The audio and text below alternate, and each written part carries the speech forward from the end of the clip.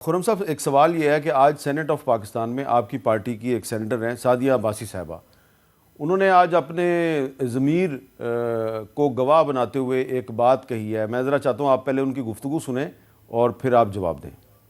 جناب اجاز چودھری صاحب، جناب اعظم سواتی صاحب، جناب شوکت ترین صاحب، جناب شبلی فراز صاحب اور فیصل جاوید صاحب، میرا ضمیر مجھے یہ کہتا ہے کہ میں ان کے لیے آواز اٹھاؤں. یہ ان کا آئینی حق ہے کہ ان کی بیل بھی ہونی چاہیے اور ان کو ان ایوانوں میں آ کر اور اپنی بات کرنی چاہیے کیونکہ وہ پبلک ریپرزینٹیٹیوز ہیں. جناب ان لوگوں کے پروڈکشن آرڈرز ایشو کیے جائیں. آپ خرم صاحب، سعدیہ عباسی صاحبہ جن کا تعلق آپ کی پارٹی کے ساتھ ہے، آپ ان کے اس مطالبے کی حمایت کریں گے کہ یہ جن سینیٹرز کا تعلق پی ٹی آئی سے ہے اور وہ اس وقت گرفتار ہیں، انہوں نے کہا ان کے پروڈکشن آرڈر جاری کیے جائیں اور ان کو ایوان میں آنے کی اجازت دی جائے؟ جی، میں 100% حمایت کروں گا، کیونکہ ہم نے ایک بڑی طویل اور تکلیف دہ جنگ لڑی تھی شاہد خاقان عباسی کے پروڈکشن آرڈر کے لیے، رانا ثناءاللہ کے پروڈکشن آرڈر کے لیے، خورشید شاہ صاحب کے پروڈکشن آرڈر کے لیے، احسن اقبال کے پروڈکشن آرڈر کے لیے. ہم نے جتنے بھی ہمارے اس وقت کے جو اراکین تھے جو جیل میں بند تھے، یہ جو جتنے بھی پارلیمنٹ کے اراکین ہیں ان کے اوپر جیسی بھی قانونی کارروائی ہو رہی ہو، لیکن بطور ایک نمائندے کے ان کا حق ہے کہ وہ پارلیمان میں آئے. میں بھی اپنی آواز شامل کروں گا ساتھ سینیٹر صاحبہ کے کہ جو بھی سینیٹر اس وقت ہیں پابند سلاسل، ان کے پروڈکشن آرڈر جاری ہونے چاہیے. جی مولا بخش چانڈیو صاحب، آپ تو آج سینٹ کے اجلاس میں موجود تھے، تو یہ سعدیہ عباسی صاحبہ نے جو بات کی ہے آپ اس کی تائید کرتے ہیں؟ ہم تو کرتے ہیں، سیاستدان ہیں، ممبر ہیں، آنا چاہیے. لیکن سعدیہ بی بی نے میرا خیال اپنی پارٹی سے نہیں پوچھا.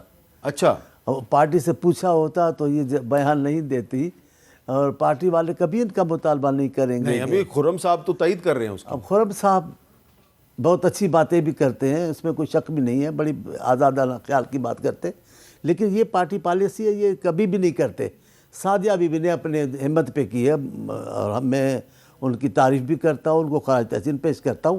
یہ مطالبہ درست ہے، ان کو آنا چاہیے. اچھا، تو آج یہ ہم نے سنا کہ اسحاق ڈار صاحب جو ہیں ان کو سینٹ میں قائد ایوان بنانے کی بات ہو رہی ہے، تو پیپلز پارٹی اس کی مخالفت کیوں کر رہی ہے؟ دیکھیں، قائد ایوان کا مطلب ہوتا ہے پرائم منسٹر کی سیٹ پہ بیٹھے، حکمران پارٹی کا نمائندہ ہونا. ہو سکتے ہیں اسحاق ڈار صاحب اعلان کر دیں ان کا تعلق باپ پارٹی سے ہے، اعلان کر دیں ہم یہ حکومت ہماری ہے، ہم حکمران پارٹی کے، اعلان کر دیں. کوئی اعتراض نہیں کرے گا، ہم بھی نہیں کریں گے. ہم تو خوش ہوں گے، ہار پہنائیں گے باپ پارٹی کے نام سے، جائیں باپ پارٹی کے قائد بن جائے، ورنہ یہ نہیں بن سکتے. دوسروں پر اعتراض کرتے کہ یہ پارلیمنٹ لیڈر کیسے ہیں پارٹیوں کے، اب خود تو یہ نہیں بن سکتے، قانونی آئینی طور پہ نہیں بن سکتے. لیکن اگر شوق ہے ان کو بننے کا تو میرا خیال ہے باپ پارٹی میں شریک ہو جائے، اچھی بات ہے. اچھا، اب اس میں سوال یہ آ رہا ہے کہ آپ نے پہلے شعیب شاہین صاحب بہت سے اپنی بتایا کہ آپ کے ساتھ کیا کیا آپ کے خیال میں زیادتی ہو رہی ہے، تو یہ بتائیں کہ 8 فروری کے الیکشن کو فیئر اینڈ فری بنانے کے لیے سپریم کورٹ کیا کر سکتی ہے؟ دیکھیں، سپریم کورٹ کی بڑی ذمہ داری ہے. آج پریکٹیکلی آئین صرف کاغذوں میں موجود ہے، معطل ہے. آپ بنیادی انسانی حقوق ہیں لیکن پریکٹیکلی معطل ہیں. آج جمہوریت کا صرف نام اور تماشا اور ڈھنڈورا تو پیٹا جا رہا ہے، لیکن جمہوریت نام کی کوئی چیز نہیں ہے. یہ کون سی جمہوریت ہے کہ یعنی میں جلسہ کرنا چاہوں تو میں نہیں کر سکتا، میں اگر کوئی پروگرام کرنا چاہوں مجھے اجازت نہیں ہے.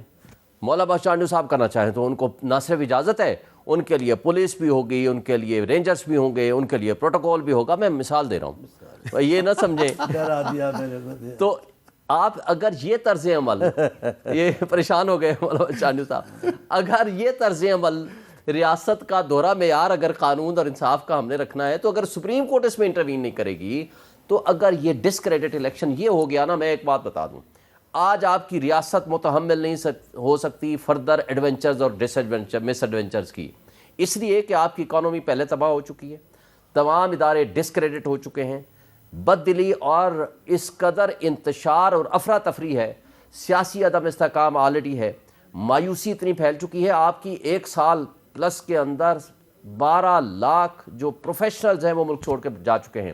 دبئی کی تاریخ وہ ساری بات ٹھیک ہے، سپریم کورٹ کو کیا کرنا چاہیے؟ Supreme court suo motu notice لے وہ بلائے سب پارٹیز کو، سب اداروں کو بلائے کہ بھئی یہ کیا طرز عمل یہ ہے. سارا کام سپریم کورٹ نے تو 8 فروری کی الیکشن ڈیٹ کا اناؤنس کروا دیا. اچھی بات ہے، ہم اس کو اپریشیٹ کرتے ہیں، لیکن یہ کہا ہے کہ پتھر کی لکیر سمجھیں، اچھی بات ہے، لیکن اسحاق ڈار نے کل یہ کہہ دیا ہے کہ نہیں 8 فروری کو نہیں ہوں گے. پتھر کی لکیر تو وہ ختم ہو گئی میڈیا کو، اور ہمیں کہا کہ آپ نے بولنا نہیں ہے، ہم نہیں بولتے، ہم پتھر کی لکیر ہی سمجھتے ہیں. لیکن آپ کے سامنے اور میں نے آپ کی بات نہیں سنی کہ آپ نے جو حوالہ دیا ڈار صاحب کا، میں نے تو آپ کی بات ہی نہیں سنی. اچھی بات ہے نہ سنیں. لیکن آپ کے پروگرام میں بیٹھ کے خرم دستگیر صاحب نے کہا تھا کہ پنجاب اور کے پی کے الیکشن بھی 90 ڈیز میں ہونے چاہیے تھے، ہو گئے.